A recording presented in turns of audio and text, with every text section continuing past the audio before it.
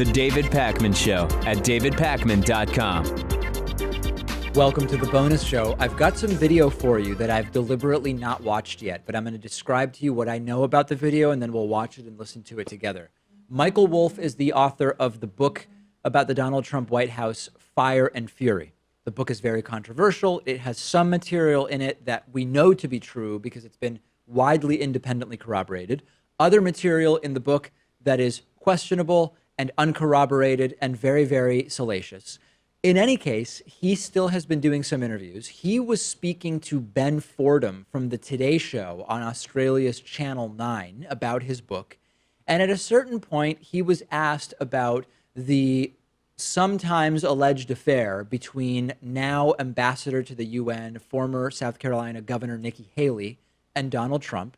And lo and behold, as soon as he was asked that question, he could no longer hear the interviewer. But it's kind of weird because as you've described it to me, Pat, yes, he seems to be able to very clearly hear the questions about whether he can hear the questions. Yeah, like if I couldn't hear you right now, we'd probably be talking over each other. Yeah. That would be very clear. He seems to wait until the interviewer's done asking his question before he responds. Right. So let's take a look at it and see if we can figure out what's going on. To an intractable problem. And that's what he came up with. Let's give every teacher a gun. You said during a TV interview just last month that you are absolutely sure that Donald Trump is currently having an affair while president behind the back of the First Lady. And I repeat, you said you were absolutely sure. Last week, however, you backflipped and said, I quote, I do not know if the president is having an affair. Do you owe the president and the First Lady an apology, Mr. Wolff? I can't hear you. Just last month, you said you were absolutely sure that the president was having an affair, and now you say that he is not. I'm not getting anything. You're not hearing me, Mr. Wolff? I'm not getting anything. We were hearing each other well just before. You're not hearing me, Mr. Wolff? Do you hear? I'm not.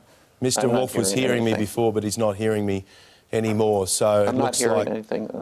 the interview may be over. Michael Wolff's book, Fire and Fury, Inside the Trump White House, is out now, and he is about to take off on a speaking tour. So I think we will leave it there. Gee, that was an unfortunate question to miss, wasn't it? Gold. Yeah. I don't know what to think. It does appear like he's, at a couple points, he does talk over the interviewer.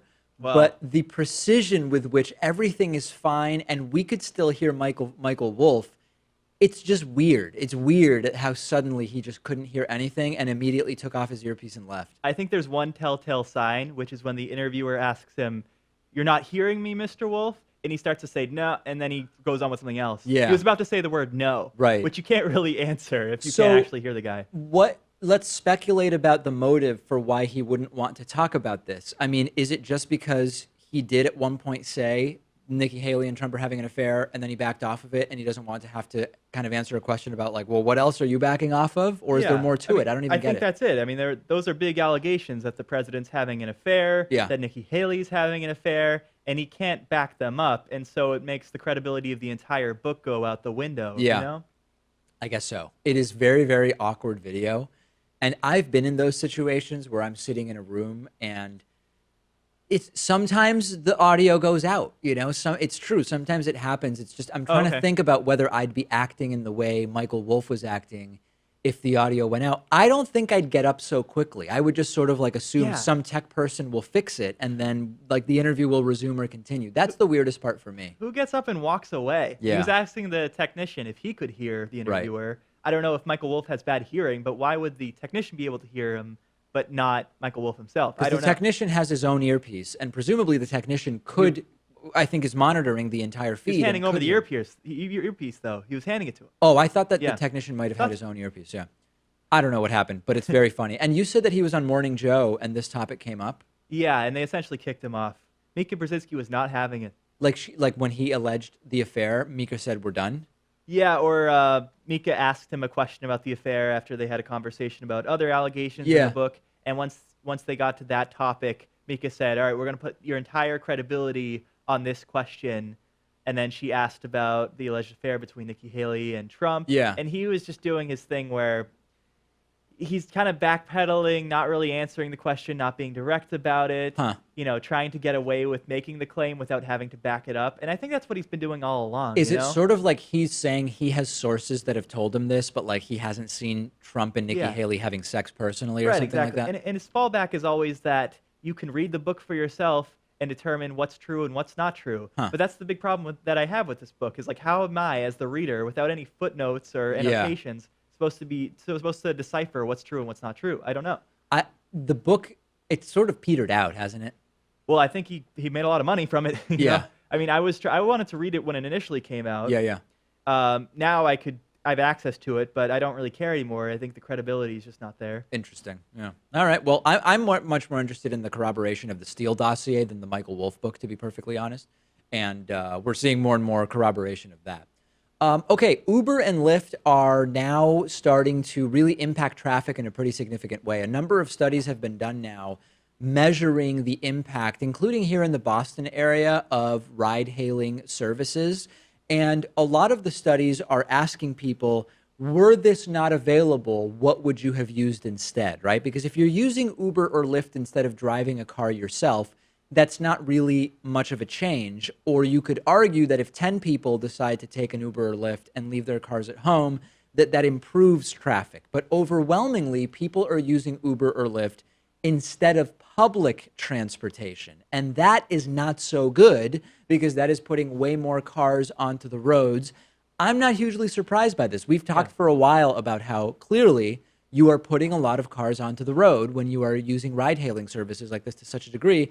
I don't know what the solution ultimately is going to be to that. Yeah, I think people had the idea in their head that Uber and Lyft would complement public transportation because maybe it would get them to the bus stop, get them to the train station. That's right. But if you're going to call an Uber, why not just take it to your entire destination? Why have multiple steps if you're I guess already willing to call it, It would be cost why someone would Uber to a bus and then take the bus, but depending on where you are, if the Uber is $5 to the bus and the bus is another $2, meaning it's $7, versus just taking a $12 Uber. So for $5 extra, you go the whole way in the car. A lot of people are going to choose to go the whole way in the car. Not everybody, right? $5 a day adds up over time, but a lot of people are going to choose to go the whole way. So yeah, it's not working out the way some thought, which is people are going to use this to facilitate more other forms of public transit. Especially because you're saving time. You don't have to deal with 50 stinky people on the bus. Yeah. I mean, you're probably the only person in the car unless you're using that Uber Pool thing. Have you Uber tried Pool. that Now they before? have another one called Uber Express. I don't really use Uber. I use Lyft, but they have another one I think called Uber Express, which is like Uber Pool, but it actually tells people all to walk a few blocks to one pickup point, and then the car swings by, and that's to prevent some of the driving around, gathering different people. Oh, okay. So you don't have to go down the specific side streets, and you can stay on main roads, and it saves time. So the that car way. doesn't have to go down side streets, and People do. but you have to go and walk somewhere, some kind of central meeting point. Yeah.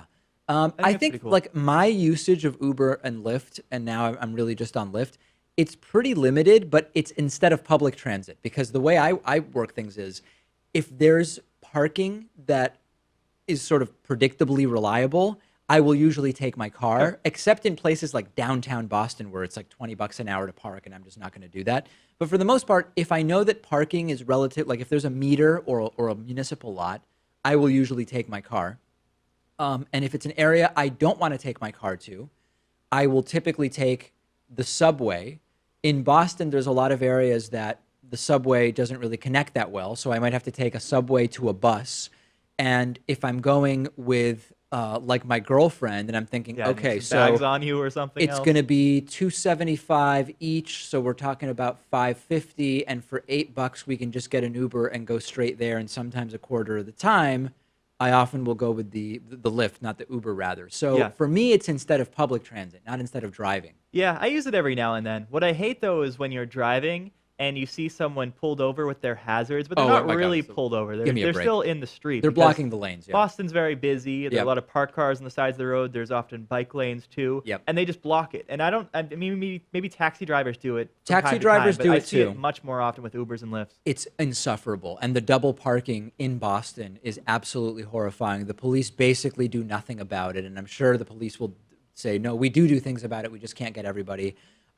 It's bad. It's really, really bad, Yeah. and it's I can't stand that. I always give them a few honks as they drive by. Oh, that's good. Out of principle. Yeah, absolutely. I completely agree with that. Because honking solves lots of problems. It does.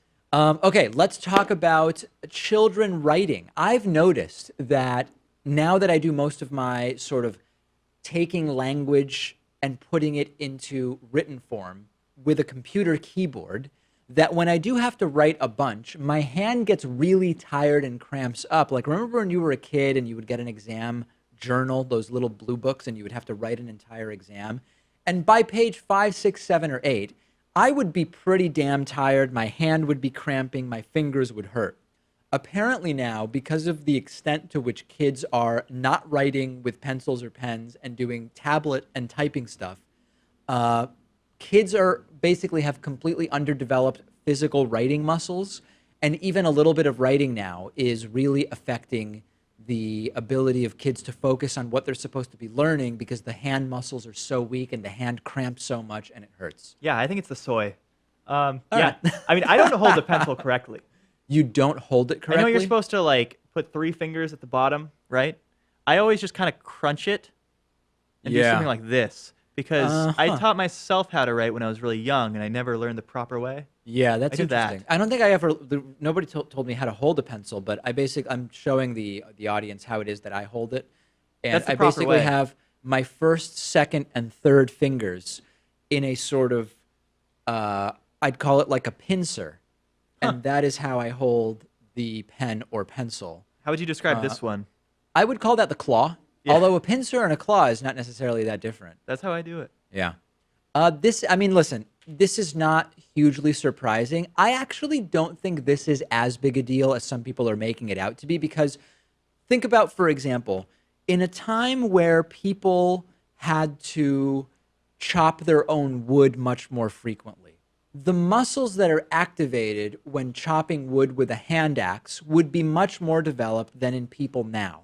Since people mostly aren't chopping wood to provide heat on a day-to-day basis, those muscles are drastically underdeveloped. But like, it's not a crisis in the sense that you don't need those muscles in 2018 for the most part. So like, is this a big deal or not? To some extent, because you'll still need handwriting in the real world. I think even going forward, we're not going to be entirely using tablets. I don't know. And the other thing is that there's a brain-hand connection that goes on when you're writing something down. Like if you want to learn something like a list of vocabulary words, it's one thing to see it on a tablet. It's another thing to write it down yourself. Oh, I don't disagree. So you got to teach that. Maybe we don't have to teach like cursive anymore, but handwriting we do. We've talked about the cursive thing before, actually. Yeah, is there any sort of like use to cursive at this point? Probably I think as far as the writing thing, I have made it a habit. Any nonfiction I read that's more dense, I will underline and make little notes. I do that too.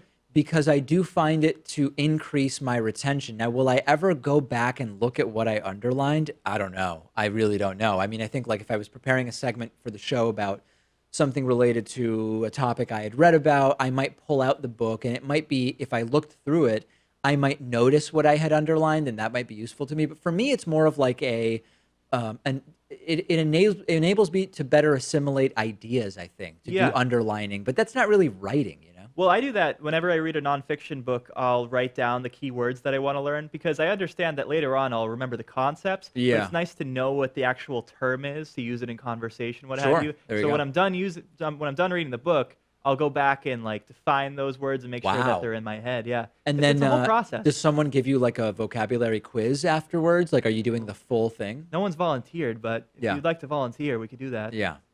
All right. So listen, kids are having trouble writing because they're not really having to write as much. And I do think there is still utility to this. I don't know that I'm on board with you that we will always be writing by hand forever. I think we're increasingly moving in the direction. I mean, even most contracts now are being signed digitally. Like most of our ad deals, I get a PDF, and I sign it and send it back on the computer. You know? Thinking about like art though, I mean, I understand. Yeah, of course, there's digital art now and there's graphic design, but there's something to just painting. There is. Or like even reading a book. I know we're going on a trend now towards ebooks, Kindles, that sort of thing. But I like having the physical book in my hand. And maybe that will fizzle out. But I do don't too. think it will. And when I tell people that I'm not on a Kindle and that I'm actually acquiring paper books and like I have a library of books, more and more people are looking at me like, wait a second. So you're you believe in climate change and you want to help the environment, but you're buying stuff written on dead trees and accumulating it, why not just get one device? And it's just hard for me to imagine sitting in bed at night reading a Kindle. And maybe it's just a matter of getting accustomed to it, like lots of other things. I don't know. If not our generation, maybe the next or the one after that. Probably. That's how it happens, I think. Even my typically. little sister, who's 20 years younger than me, she still reads physical books. So it's not, it probably will happen, but I'm resisting. I'm still resisting. You'll be the resistance. I will, absolutely. All right, we'll talk to you next week.